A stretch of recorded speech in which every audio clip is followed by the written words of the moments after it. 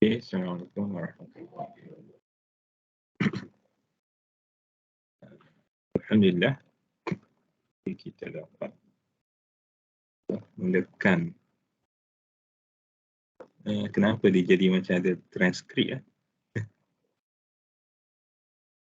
Saya nak buang kat mana? Okay.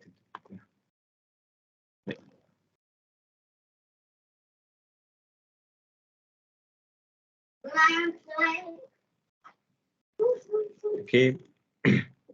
Jadi alhamdulillah kita dapat menyambung kembali bacaan kitab Mutammimah Al-Ajrumiyah. Dan saya juga mengambil kesempatan sebelum memulakan kelas untuk ucapkan selamat Idul Fitri. Mungkin ada yang kata Ustaz bid'ah dah ni, raya keberapa dah ni. Apalah maknanya kita ambil atas dasar ucapan selamat ataupun ucapan barakah itu kita nak sentiasa berpanjangan.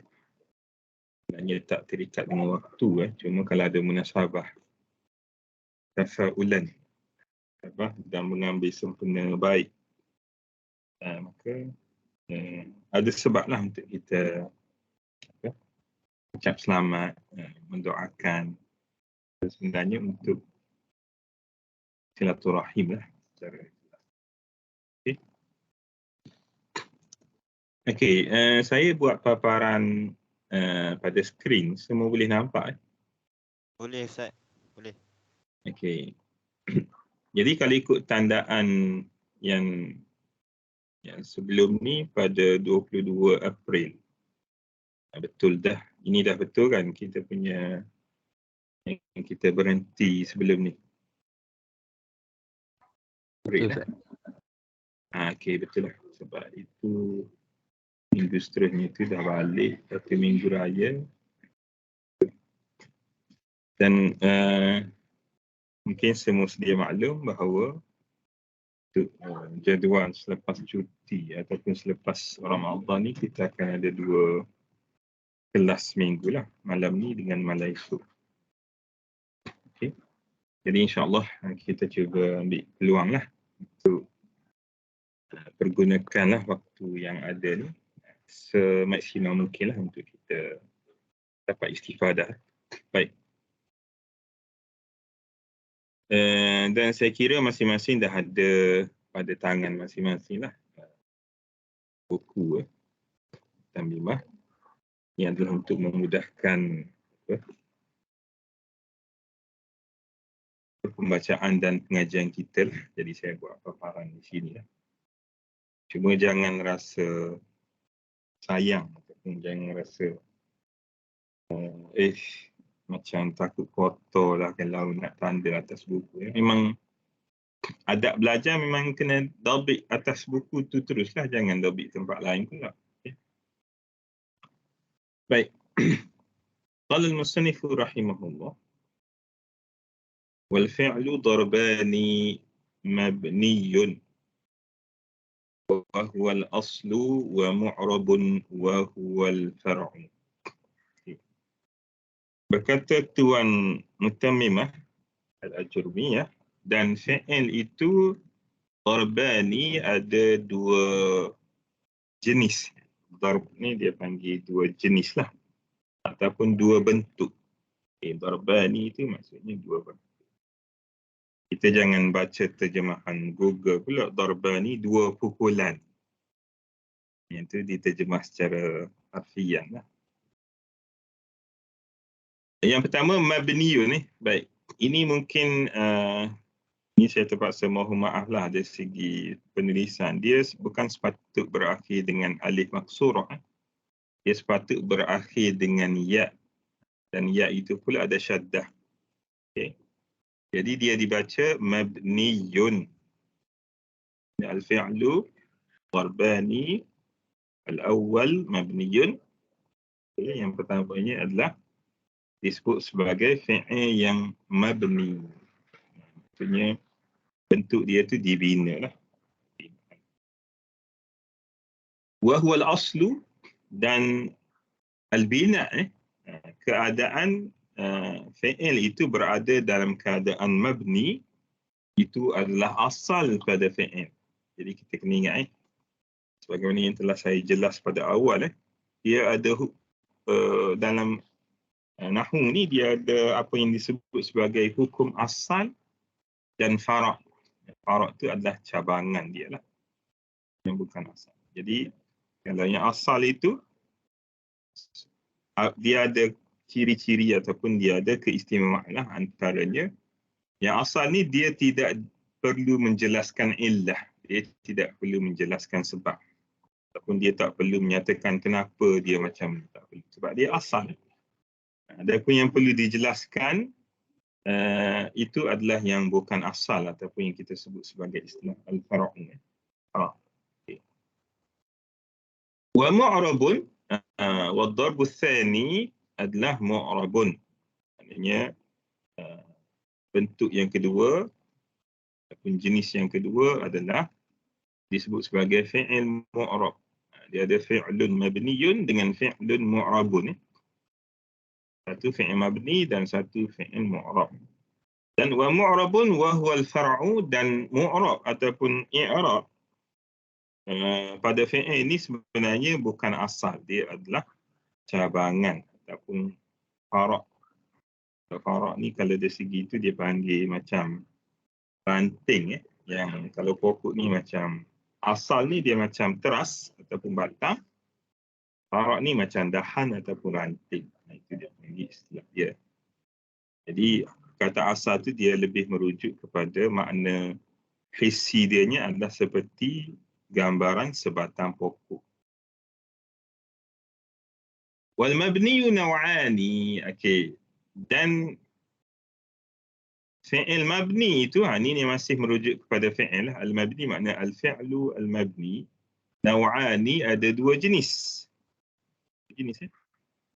Ahaduhuma, yang pertama adalah al-fi'lu al-madi. Jadi kalau kita sebut istilah yang betul ataupun tulis dengan istilah yang betul, dia kena ada alif lam al-fi'lu al-madi, fi'il madi. Fi'il madi. Jadi kalau boleh dari segi asasnya semua kena tahulah. Kalau contoh kalau kita tulis fi'il tak ada alif lam, madi, lepas tu fi'lu al-madi, itu sebenarnya salah. Dia kena buat dalam bentuk wasaf ni al-fi'lu al-madi. Al-madi ni adalah sifat ataupun na'at kepada al-fi'l. Iaitu fi'il madi wa bina'uhu 'ala al-fathi, dan hukum bina dia ataupun keadaan bina dianya adalah 'ala al-fathi, dibina di atas baris atas. Fathi ini adalah merujuk kepada baris atas. Baik. Mungkin ada yang tertanya, Ustaz, apa beza al-fathi dengan al-fathatu ataupun al-fathah? Mungkin saya telah jelaskan sebelum ni ataupun mungkin kali pertama ataupun sekali sahaja. Ini saya jelaskan semula kalau ini adalah yang telah dijelaskan. Kalau saya tak jelaskan lagi, ini kita perlu fahamlah untuk mengetahui perbezaan di antara dua penggunaan istilah al-fathi dengan al-fathah. Jadi kalau al-fathi biasanya digunakan untuk menunjuk kepada baris atas dan pada perkataan yang mabni. Pada perkataan yang mabni. Kata mabni ni maksudnya dia tidak ada sebarang perubahan baris akhir walau pada pelbagai tempat ataupun walaupun didahului oleh apa-apa amil. Itu adalah mabni. Tapi kalau al-fathah, al-fathah ini istilah yang digunakan kalau kita menyebut i'rab ataupun dia adalah merupakan alamat i'rab kepada kalimah yang mu'rab. Kalimah yang mu'rab. Tak kira lah kalimah yang mu'rab itu sama ada dia isim atau fi'il. Sebab ada satu jenis fi'il ataupun ada satu bentuk fi'il yang mu'rab. Itu nanti kita akan tengok selepas dia. Jadi wa bina'uhu 'ala al-fathi, dan binaan dianya 'ala al-fathi. Maksudnya asal bina fi'il ini dia adalah dibina di atas fathi, ya. Baris atas. Fathi itu maksudnya baris atas. Illa, melainkan. Maksudnya ini dia panggil tafri', ataupun yang menceritakan melainkan ni maksudnya dia nak cerita ada pengecualian. Maksudnya dia merujuk kepada ini adalah faraq pada apa yang dia sebut awal tadi, ya. Faraq ni maksudnya waktu sub lah, kalau dalam istilah dia panggil sub topik. Sub, bukan topik besar tu. Illa idza ittasala bihi wawul jama'ati fayudammu. Melainkan apabila fi'il itu bersambung ataupun fi'il madhi. Ittasala ni kembali kepada fi'il madhi lah. Melainkan apabila dia bersambung, fi'il madhi itu bersambung. Silap. Illa idza ittasala bihi, melainkan apabila bersambung dengannya fi'il madhi itu, apa yang bersambung dengannya? Ittasala bihi wawul jama'ati. Apabila bersambung dengannya oleh waw jama'ah. Maksudnya kalau waw jama'ah bersambung dengan fi'il madhi, fayudammu, maksudnya fayubna ala dhammi. Fayudammu itu maksudnya dhammi. Maka dia disebut di depan. Sebalik. Nahwu darabu. Tadikan nahwu darabu. Saya terpaksa matikan saya punya kamera sebab saya menggunakan data mobile. Jadi mungkin dia berat. Jadi saya matikanlah gambar saya. Nanti takut ada yang tertanya pula kenapa mati gambar pula ni. Gambar je lah tutup. Suara insya-Allah. Jadi kalau ada masalah audio kurang jelas, tolong maklumkan. Jadi nahwu darabu. Ni darabu. Yang ni macam kena tulis. Macam kena tulis.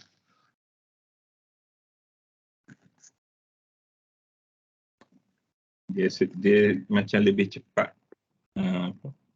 Counting lagi ni.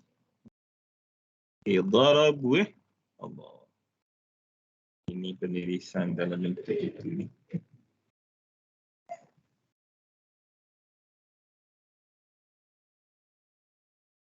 Saya pun ni kalau pening berkelip-kelip ni tutup mata dulu lah. Nanti saya cerita habis tulis tu saya bagi tahu lah. Okey. Darabu.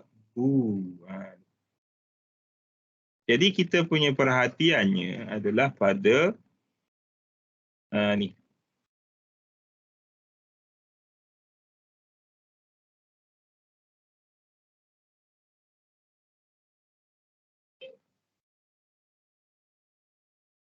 Okay, kita punya perhatiannya pada huruf ba. Dia bersambung dengan mana wawul jama'ah? Ini dia wawul jama'ah.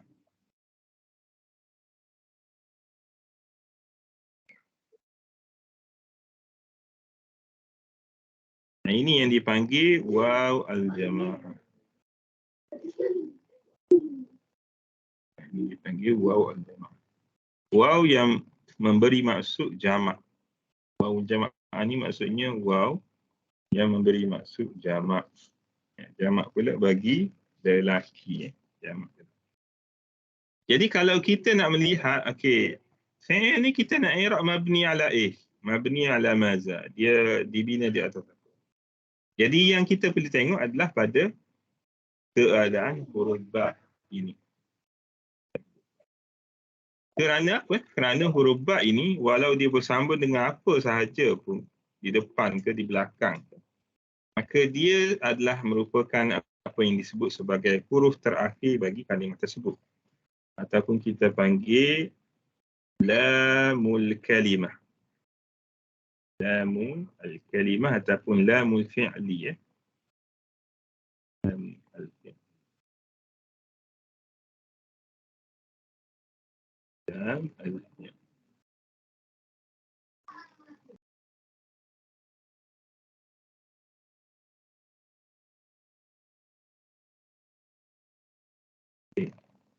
Sebab ba ini adalah merupakan lam al-fi'li. Itu sebab kita tengok keadaan dia dan baris yang berada ataupun baris yang berada pada huruf akhir kalimah tersebut itulah yang dimaksudkan dengan bina. Awit tasala bihi dhamiru raf'in mutaharrikin. Ataupun itu keadaan pertama.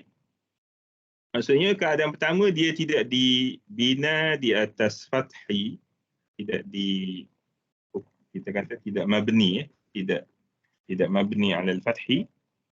Kalau dia bersambung dengan wawul jamaah ataupun dalam situasi lain dia bersambung dengan dhamir rafa' mutaharrik. Ini ada satu istilah dipanggil dhamir rafa' mutaharrik. Dhamir yang dhamir itu berada pada tempat rafa' dan dhamir itu berbaris. Baik, kalau misalnya kata dia bersambung dengan dhamir rafa' mutaharrik, ini umum sebab dhamir ni dia ada bukan satulah. Kalau tadi satunya waw hanya tertentu waw, tidak huruf lain. Tapi kalau dhamir yang disebutkan ini dia bukan satulah, dia ada beberapa lah. Nanti kita tengok. Fayuskanu, maka dia di baris matikan ataupun fayusak iskan. Kalau kita baca iskan, askin, yuskan lah. Kalau kita baca daripada askana, yuskinu, iskan. Tapi kalau bina majhul kita panggil yuskan. Maknanya dimatikan. Dimatikan. Sebab istilah sorof dia akan guna iskan ma qablah ataupun iskan ma ba'dah dan seumpamanya. Jadi dia daripada askana. Cuma kita baca dengan bina majhul uskina. Jadi kalau dalam fi'il mudhari' kena baca fayuskan. Fayuskan. Kalau dalam fi'il mudhari' ini kaedah bina majhulnya adalah dhamma awwaluh wa futiha ma qabla akhirih. Dhamma awwaluh wa futiha ma qabla akhirih. Ini kalau dalam keadaan fi'il mudhari'. Jadi maka dibaris matikan huruf terakhir yang merupakan perhatian pada binaan fi'il madhi tersebut. Nahwu itu seperti apa? Okey, di sini sebenarnya dia ringkaslah. Sebenarnya ada 3. 1 ta, ti, tu. 3 dhamir sebenarnya di situ. 3 dhamir yang berbeza. Cuma untuk ringkaslah. Darabta, darabti, darabtu. Jadi perhatian kita ni adalah dhamir ini yang bersambung dan dhamir ini dia panggil dia letak di mahalli raf'in sebab di sini pada keadaan dia berada pada al-fa'iliyah. Dari segi hukumnya dia dihukum sebagai fa'il. Jadi fa'il ini dia adalah kumpulan marfu'at di mahalli raf'in. Mutaharrik sebab dia nak membezakan dengan ada satu lagi tak yang as-sakinah. Itu nanti mungkin kita tengok sebabnya.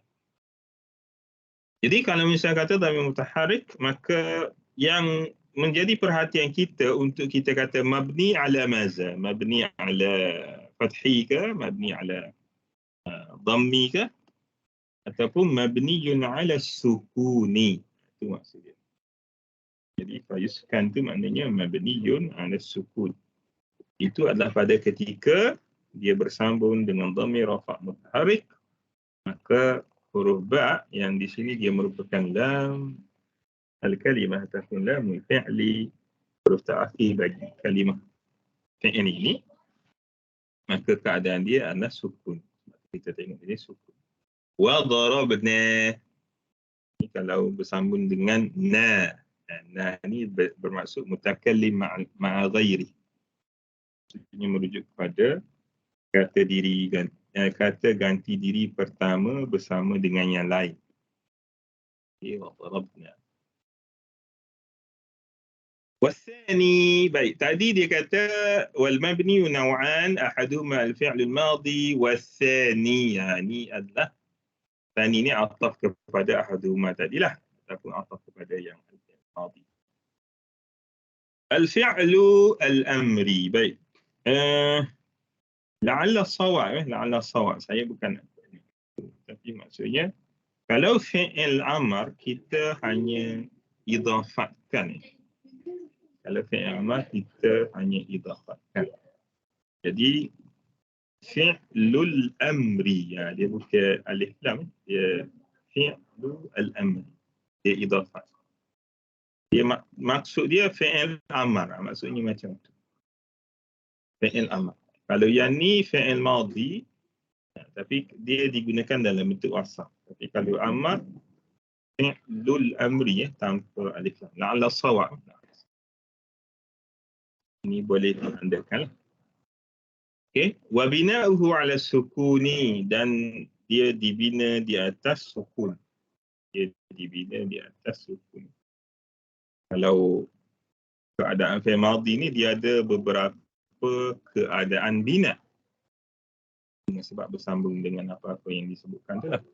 Tetapi kalau fi'il amr ini dia cerita mabniun 'ala sukun ataupun wa bina'uhu 'ala sukun, dia dibina di atas baris sukun. Nahwu idrib wadribna. Contoh dia adalah seperti fi'il idrib. Idrib ni kalau dari segi barisnya dia adalah baris sukun. Idrib, dan wadribna pun ini baris sukun. Jadi kita nak, yang penting kita kenal bentuk. Kita kenal bentuk. Cuma adakah bagi fi'il amr ini dia ada istisna seperti fi'il madhi? Ya, dia ada istisna. Illa melainkan idza tasala bihi ni kembali kepada hak tu, kembali pada fi'il amri. Melainkan apabila bersambung dengan fi'il amr itu dhamiru tathniyatin atau dhamiru jam'i muzakkarin. Dhamiru jam'i muzakkarin. Baik. Cuma kalau ikut dalam ibarat ni, kenapa dia letak dalam kurungan? Sebab kalau dalam ibarat setengah riwayat ataupun setengah ibarat kitab Tamimah, dia sebut hanya dhamiru jam'in. Dia hanya letak dhamiru jam'in. Jadi dalam kurungan ni dia lebih nak menjelaskan li tabyin, lebih menambah penjelasan. Melainkan apabila bersambung dengan fi'il amr tadi, dhamir tasniyah, kata ganti nama ataupun dhamir yang menunjuk makna dua. Tasniyah ni makna dua.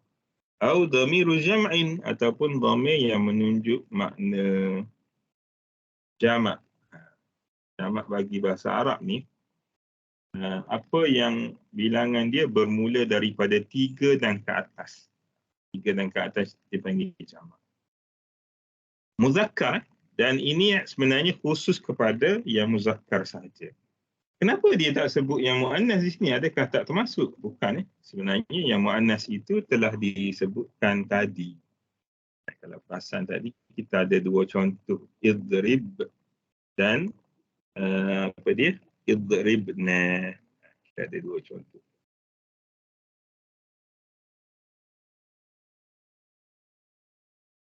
Ni. Kita dah ada contoh di sini. Jadi nun ini adalah merupakan dhamir jamak muannas, dikenali sebagai nun niswah. Jadi sebab keadaan dia tidak mengubah keadaan bina asal bagi fi'il amar, maka dia tidak dimasukkan di sini. Ataupun diletakkan bain qusain, dua kurungan untuk perhatian. Au dhamirul muannasatil mukhatabati, ataupun kalau dia bersambung, fi'il amar itu bersambung dengan dhamir muannas al-mukhatabah yang merujuk kepada kata ganti diri kedua. Macam awak ataupun anti bagi muannas. Jadi kalau misal kata bersama dengan dhamiru al-muannasati al-mukhatabati, maka pada ketiga keadaan, mana tiga keadaan tu? Iaitu kalau bersama dengan dhamir tasniyah, atau dengan dhamir jamak, pada jamak muzakkar, atau dhamir muannas al-mukhatabah, maka di sini, kena ingat di sini, kalau ditanya mabni ala mabniyun ala maza, maka fa'ala hazfin nuni. Maka semua itu adalah merujuk kepada mabniyun ala hazfin nun, dia dibina di atas hazafkan nun. Dia dibina di atas hazaf. Kenapa dibina di atas hazafkan nun? Sebab kalau kita lihat pada ketiga-tiga keadaan ini, dilihat pada ketiga-tiga keadaan ini, fi'il amar ini, baik, sebelum kita pergi kepada Ustaz, kenapa dia dibina di atas hazaf? Apa kaitan nun dalam fi'il amar? Baik. Dari segi saraf, ini ada sedikit berkaitan dengan saraf. Kita tidak dapat mensirahkan, sirah ni maksudnya melafazkan fi'il amar, kalau kita tidak tahu bagaimana rupa mudhari'nya, ataupun kalau kita tak tahu apa sirah mudhari'nya. Maksudnya, sirah fi'il amar itu dilihat ataupun dibentuk ataupun terbentuk berdasarkan sirah fi'il mudhari' bagi fi'il tersebut. Jadi kalau misal kata kita nak tahu bagaimana nak sirahkan fi'il amar daripada lafaz ini ataupun daripada fi'il ni, kita kena tengok fi'il mudhari' dia macam mana. Maka seolah-olah apabila merujuk kepada fi'il mudhari', maka boleh dikatakan fi'il amar ini adalah fara' kepada fi'il mudhari'. Jadi fi'il mudhari' ini adalah nisbah kepada fi'il amar, dia merupakan asal. Jadi fi'il mudhari' kalau dinisbah kepada fi'il amar, dia adalah merupakan asal kepada fi'il amar. Sebab itulah timbul istilah kalau dalam fi'il amar ini yang kita sedang baca ni, kalau bersambung dengan dhamir tasniyah atau dhamir jamak atau dhamir muannas mukhatabah, maka dia disebut sebagai dibina di atas hazfin nun. Maksudnya dia dibina di atas hazafkan huruf nun. Baik, huruf nun itu sebenarnya berada di mana sebelum dihazaf? Sebenarnya kalau kita tengok pada ketiga-tiga bentuk fi'il amar ini, maka kalau kita kembalikan kepada bentuk fi'il mudhari', maka sebenarnya nun itu berada pada sirah fi'il mudhari'. Contohnya idriba ni, kalau kita tengok pada sirah mudhari' dianya adalah tadribani.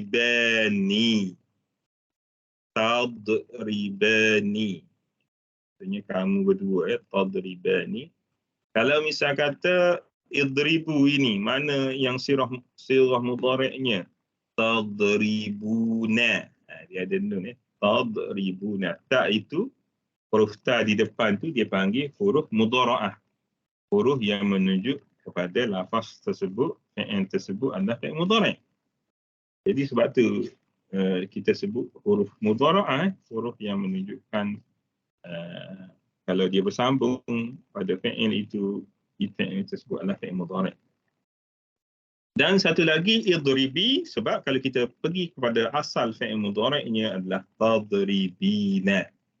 Maksudnya ada pada hujung setiap fi'il mudhari' itu ada nun.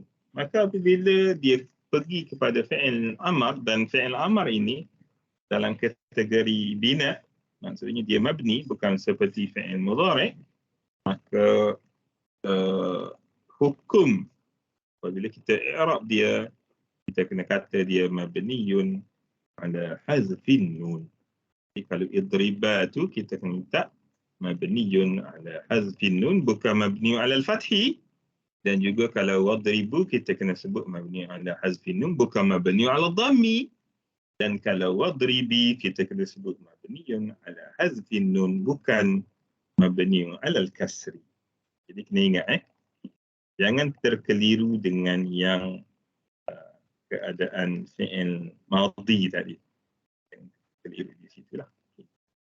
Dan satu lagi dia ada istisna wa illa al-mu'tal. Dan melainkan al-mu'tallu maksudnya wa illa al-fi'lu ataupun fi'lul amri al-mu'tal. Fi'lul amri al-mu'tallu. Melainkan fi'il amma yang dalam kategori fi'il mu'tal. So, dia fi'il amma tapi asal dia adalah daripada fi'il mu'tal. Maka kalau begitu, bagaimana hukum bina dia? Maka fa'ala hazfi harfil illati, maka hukum bina dianya adalah di atas hazaf huruf illah. Cuma fi'il mu'tal ni kan kalau kita belajar fi'il mu'tal ni dia ada yang mu'tal apa dia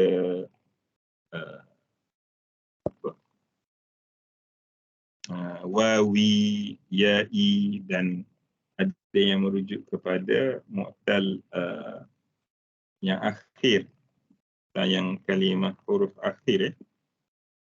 Jadi kalau yang dimaksudkan di sini adalah yang huruf illah berada pada lam kalimah. Dia adalah yang berkait dengan fi'il mu'tal yang mana huruf illah tu berada pada lam kalimah, ataupun dengan kata lain huruf illah itu berada pada akhir kalimah tersebut. Barulah dia boleh dibina ala hazfi harfi illah fi fi'li al-amri. Pada fi'il amar, maka dia dibina atas hazaf huruf illah. Nahwu ikhsha, warzu, ni warmi. Jadi kalau kita tengok sedikit, saya tulis di sini.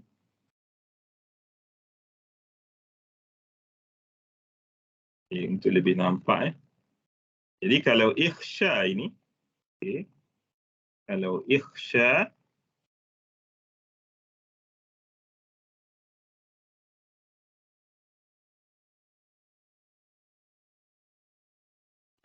kalau ikhsha,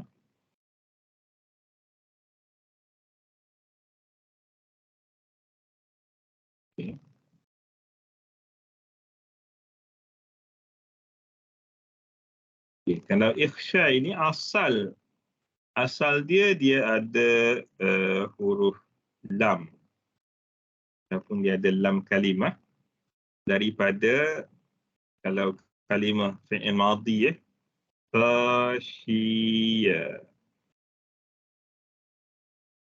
Khashiya.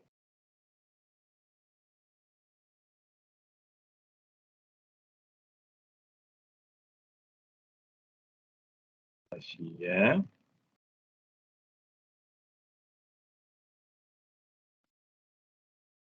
Ini adalah fi'il madhi dia. Kalau fi'il mudhari' khashiya yakhsha. Khashiya yakhsha.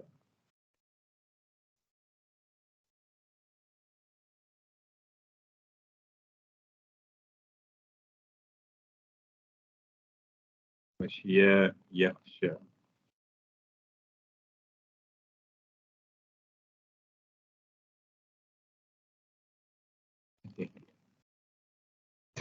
Jadi kalau kita tengok asal, yakhsha ni dia ada huruf illah di belakang. Tapi kalau dalam keadaan fi'il amar, maka huruf illah ini, ini yang dihazafkan ni, huruf illah yang terakhir ni. Ini yang dihazaf. Ini yang dia hazaf. Maka tinggallah dia ikhsha. Jadi kalau ikut yang tinggal ni adalah fa dengan ain je lah. Jadi kalau ditanya apa wazan dia, if'al lah tanpa ada lam. Itu dia punya bentuk. Samalah juga ighzu daripada ghaza yaghzu. Dia ada waw. Asalnya ada waw. Dan rama yarmi. Dia ada min ya ni. Tetapi kalau berada dalam keadaan fi'il amr, maka pada ketika itu dia mabni ala hazfi harfin mabniyun ala hazfi harfil illah.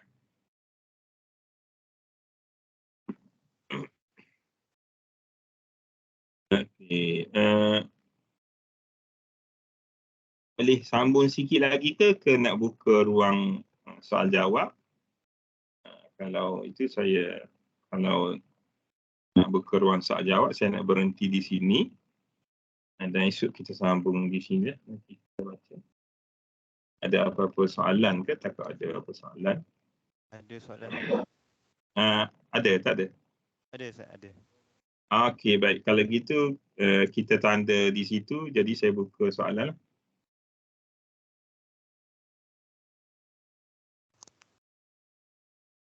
Soalan Ustaz. Tidak. Ada tadi bahagian muka surat 6, Ustaz. Oh. Muka surat 6. Illa idza ittasala bihi wawul jama'ah. Waw tu, waw bukan ke kalimah muannas, tapi kenapa fi'il dia fi'il? Waw kalimah muannas. Kan, Ustaz? Okey, baik. Itu soalan saya. Satu soalan je. Ustaz, okey, satulah. Yang kedua tu tangguh esok. Okey, baik. Itu adalah soalan. Adakah lafaz waw ini, adakah lafaz waw ini muzakkar ke muannas? Baik. Sebenarnya dari segi huruf-huruf Arabiah, huruf-huruf Arabiah yang huruf hijaiyah, alif, waw, alif, ba, ta dan seumpamanya,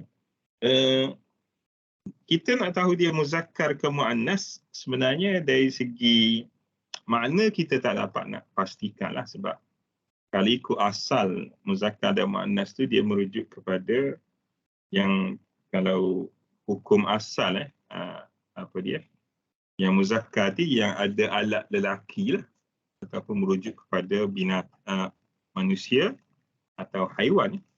Kalau misal kata muannas, yang asal, hukum asal yang kita nak hukumkan satu lafaz itu muzakkar ke muannas, kalau muannas yang ada apa dia, organ perempuan, al-unusah. Okay. Kalau tidak ada, maknanya kalau dia tidak melibatkan manusia ataupun haiwan yang ada jantina tu, maka dia merujuk kepada lafaz. Okey. Kalau merujuk pada lafaz, kalau lafaz itu tidak ada tanda secara zahir, tanda muannas, maka dia dihukumkan muzakkar.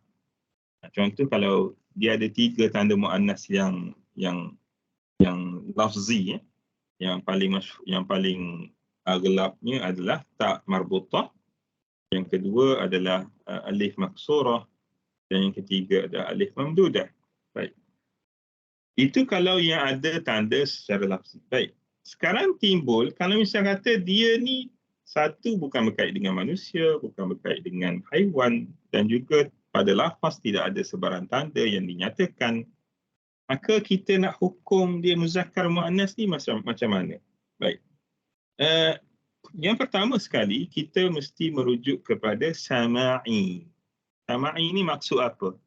Maksudnya kita kena banyakkan sedikit pembacaan, kita kena banyakkan sedikit mendengar lidah penutur, an-natiq bil arabiyah, menuturkan lafaz itu muzakkar ke muannas, ataupun kita merujuk kepada nusus-nusus yang mu'tabar lah. Contoh kalau nisbah bahasa Arab ni Al-Quran ataupun kalam Arab, Asy'ar, syair dan nasar dan seumpamanya. Cuma setakat yang kita jumpa, waw ini dari segi penggunaan ini dia muzakkar ke muannas. Jadi kalau kita pernah jumpa dia ini adalah muzakkar ke muannas, maka di situ boleh dijadikan panduan lah, tapi mesti dia daripada marja' yang muktamad lah. Jadi kalau dari segi waw ini lafaz waw, satu waw, bukan jamak kepada waw, dia bukan jamak kepada, tapi waw. Waw ini dari segi biasa dijumpainya, kita gunakan dia tu muzakkar ke muannas. Kalau pernah jumpa yang muannas, di mana pernah jumpa dia muannas? Sehingga kita nak katakan dia muannas. Saya nak tanya yang tu dahulu. Di mana yang pernah jumpa dia tu adalah muannas? Macam contoh lafaz al-qamar dengan lafaz asy-syamsu kan. Jadi asy-syamsu tu samalah, asy-syamsu dia bukan manusia, bukan binatang, satu. Yang kedua, pada lafaznya tidak ada apa yang disebut sebagai tanda ta'nis yang hakiki ataupun tanda ta'nis lafzi, tetapi dia dikategorikan sebagai muannas majazi kerana dari segi sama'i. Sama'inya contoh dalam ayat Al-Quran dan juga dalam penutur an-natiqina bil arabiyyah. Dalam Arab menyatakan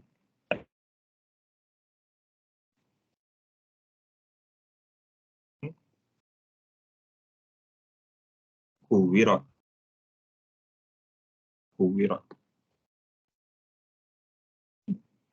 Saya nak tanya dulu. Di mana yang jumpa dia tu muannas? Azwan, jumpa kat mana dia muannas? Maka adalah jumpa masa di Lampuri, jumpa dia pakai tudung. Contoh. Ataupun memang tak tahu dia ni muzakkar ke muannas. Biasa dekat an-nun as-sakinah macam tu kan. An-nun as-sakinah. Al-waw as-sakinah ada ke tak ada kan? Kalau an-nun as-sakinah tu itu huruf nun. Itu huruf nun. Dia setiap huruf yang start daripada alif sampai ya lain-lain tu. Dalam tu ada muzakkar, ada hukum muzakkar, ada hukum muannas. Macam al-alif tu hukum muzakkar. Tapi kita tak pernah jumpa al-alif as-sakinah, al-waw as-sakinah dengan al-ya as-sakinah. Tak pernah. Okey. Baik. Kalau an-nun tu as-sakinah, betul lah. Kalau an-nun as-sakinah. Baik, sebenarnya di sini kalau tengok pada ibarat ini, waw ini bukan muannas. Waw ini bukan muannas. Kalau pas muannas. Satu. Yang kedua, kalaulah contoh dia juga muannas, katalah misal kata, mungkinlah kita tak jumpa nas lagi. Yang mungkin raf'un al-lubs ataupun raf'un al-iltibas yang mengangkat kesamaran. Dia ada satu keadaan jawazu at-ta'nis wa tazkir. Ada keadaan dia harus lafaz itu harus dimuannas atau dimuzakkarkan. Kalau misal kata fi'il itu berpisah, ada fasil di antara fi'il dengan fa'il muannasnya. Tak kiralah muannas hakiki ataupun muannas majazi. Jadi fasil dia, bihi ini boleh dianggap sebagai fasil. Jadi bihi ini dianggap sebagai fasil sebab itulah boleh kita baca ittasala kalaulah waw ini dihukum sebagai muannas. Sebenarnya yang ni saya sengaja untuk tinggalkan dulu supaya nanti kita ada masa untuk cek tengok waw ni ada tak penggunaan yang pernah kita jumpa sebelum ni dia tu muannas. Jadi kalau contoh dia tu muannas juga, kenapa diletakkan ittasala? Sebab di sini ada fasil. Dia ada satu hukum. Kalau misal kata di antara fi'il dan fa'il muannasnya, dan fa'il muannas itu sama ada muannas hakiki ataupun muannas majazi, dia dipisahkan dengan satu fasil. Dia dipisah. Di sini pemisah dia adalah syibhul jumlah. Ittasala bihi. Ini satu situasi lah. Tapi soalan ni sebenarnya soalan yang ditanya oleh Hazwan ni dia bukan soalan biasa sebenarnya. Sebenarnya secara jujur saya pun tajuk maknanya apa? Saya sedang nak tamatkan tajuk PhD saya pun ada berkait dengan apa? Keadaan lafaz itu pada satu ketika dia digunakan dalam keadaan muzakkar dan satu ketika dia digunakan dalam keadaan muannas, maka apa sebab ataupun apa tabrir, apakah illah di sebalik penggunaan di sini muzakkar, di sini muannas. Jadi maksudnya soalan untuk muzakkar muannas ni dia bukan soalan apa, kalau kita kata soalan ni pun tanya juga dia sebenarnya memang ada polemik. Dia memang ada polemik. Cuma untuk malam ni saya jawab setakat itu saja. Okay. Jadi kalau contoh kita jumpa secara nassan waw ini, tadi Azwan bagi tahu nun nun tak kira dia kena ambil dia jumpa waw juga. Kalau nun as-sakinah, nun itu dari segi lafaznya dia adalah muannas majazi lah. Okay. Jadi kalau yang waw ni kita kena cari yang mana yang kita pernah jumpa dia sebagai muzakkar atau muannas. Dan sebenarnya perbahasan ataupun topik berkenaan dengan muannas majazi ni dia ada satu topik mustaqil, dia ada satu maudhu' mustaqil. Dan panjang sebenarnya dia punya perbicaraan lah. Yalah kenapa contoh perkataan seperti ka'sun. Ka'sun itu adalah muannas kub. Kub itu adalah muzakkar. Sedangkan kalau kita terjemah ka'sun itu gelas ataupun piala, kub itu cawan yang kita minum cawan. Jadi kenapa dalam penggunaan orang Arab, kenapa dia hukumkan ka'sun itu muannas majazi lah. Dan kenapa dia hukumkan kub itu muzakkar? Apa dia punya sandaran ataupun apa dia? Kalau kita nak kata panduan yang menyebabkan yang ni jadi dihukum muannas, yang ni dihukum sebagai muzakkar. Jadi kalau kita nak kata bahasa ni sebenarnya dia merujuk pada lughah an-natiqina biha lah. Maknanya bahasa yang dituturkan. Tetapi walaupun begitu, kalau dengan dirasah, dia ada sebab-sebab di sebalik ma wara'a zalik. Ada yang menerangkan perkara itu. Jadi untuk setakat malam ni saya jawab setakat itu dahulu. Kita takut panjang pula tak itu. Okey, Azwan? Okay. Tamam. Ada soalan lain? Kita simpan tu esok. Simpan tu esok. Okey, baik. Yang lain lah, takut ada yang lain nak tanya kalau yang lain. Okey, jadi kalau tak ada, saya ingat insya-Allah kita tangguhkan dahulu. InsyaAllah. So, sebenarnya tadi ada perkara mendatang, jadi sebab itu saya terlewat untuk mula. Tapi insya-Allah esok kita boleh seperti biasalah mengikut jadual yang telah ditetapkan.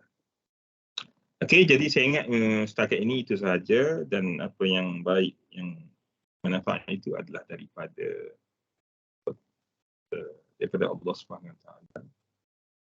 Ada ajaran asatizah yang terdahulu, apa yang kurang, yang lemah itu daripada kelemahan diri saya sendiri. Jadi kita sama-sama cuba koreksi diri dan tasih dalam sepanjang masa.